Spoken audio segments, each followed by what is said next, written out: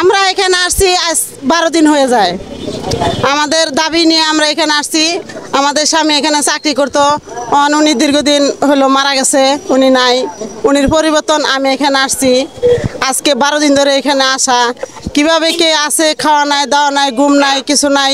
তাহলে আপনাদের কাছে আমাদের একটাই দাবি, আমাদের দাবিটা আপনারা মাইনে নেন। আমরা যে দাবি নিয়ে আসছি আমাদের দাবি মাইনে নেন। আমাদের এগুলো রায় দেওয়া সব কিছু, হাইকোর্টের রায়, সুপ্রিম কোর্টের রায়, কেন আমরা এগুলো পাইবো না? আমরা যদি রায় না দিত তাহলে একটা কথা ছিল। আমরা এত কিছু রায় পাইও আমরা কেন এরকম ঘোরাঘুরি করতেছি রাস্তাঘাটে দীর্ঘদিন ধরে? আপনাদের কাছে আমার একটাই অনুরোধ, আমাদের আপনারা ফিরাই দিবেন না। আশা করে আসছি, আমাদের আশা পূর্ণ করে দিবেন। আমার নাম ফরিদ খাঁ, আমার বাড়ি পটুয়াখালী। আমি আজ এখানে দীর্ঘ 12 দিন পর্যন্ত আসছি। এই অবস্থায় আমরা আছি, রোদ্রে পড়ছি, বৃষ্টিতে ভিজছি। এই বৃষ্টির কারণ আমরা এখানে ভিজা জামা গায়ে শুকাচ্ছে। এখন পর্যন্ত আমাদের কোনো উপর মহল থেকে কোনো দৃষ্টিপাত হচ্ছে না। আমরা আর কতদিন থাকব? আমরা সিদ্ধান্ত নিয়েছি আমরা যতদিন লাগে এই স্থানেই থাকব। মরতে হয় মরব, বাঁচতে হয় বাঁচব। যতদিন থেকে উপর মহল আমাদের জন্য কোনো দৃষ্টিপাত না আসবে ততদিন আমরা এখানে থাকব। আমাদের অনেক ভাই কাপড় নিয়ে এসেছে, আমাদের অনেক লোক মারা গেছে, তার স্ত্রীরা এখানে এসেছে, তার ছেলে সন্তানরা আসছে, এবং আমাদের এর আশপাশের লোকেরা আমাদের জন্য অনেক দোয়া করছে। আমরা চাই প্রধান উপদেষ্টা মণ্ডলীর কাছে আমাদের আবেদন, আপনি তো বাংলাদেশের একজন লোক, আপনার ইশারায় আমাদের এই লোকের চাকরি হতে পারে এবং হবে। আমরা 3টা রায় নিয়ে আসছি, জজ কোর্টে বেকুশের খালাস, হাইকোর্টে পূর্ণবহাল এবং সুপ্রিম কোর্টে আমরা পূর্ণ আদেশ নিয়ে এখানে আসছি।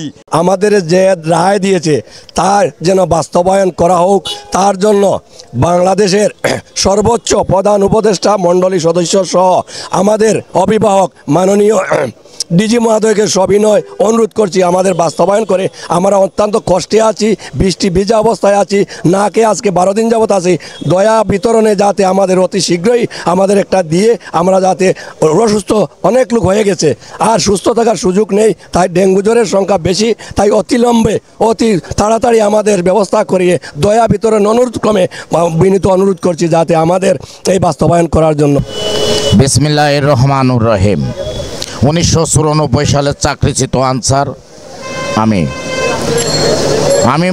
আমি মোহাম্মদ কামরুজ্জামান 1996 থেকে এই কমিটিতে যোগদান করে এই কমিটি আমরা চালাই আছি। এই কমিটি আমরা করেছি শুধু একটা ন্যায় বিচার পাওয়ার জন্যে, আর সুষ্ঠুভাবে আমরা একটু দাঁড়ানোর জন্যে।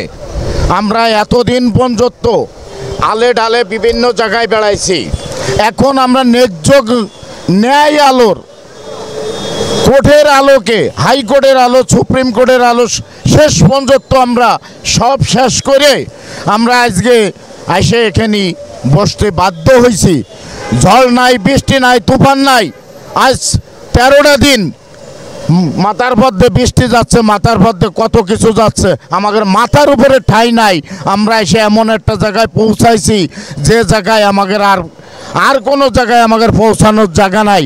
তাই আপনাদের কাছে আমি বলতে চাই, আপনারা এই জিনিসটা তুলে ধরেন।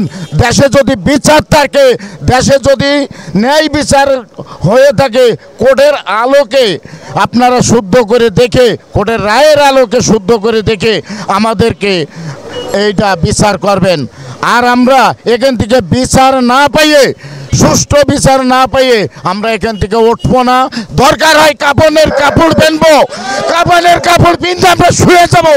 তারপরে এমন জায়গায় এসে পৌঁছাইছি, এটাই আমাকে শেষ জায়গা।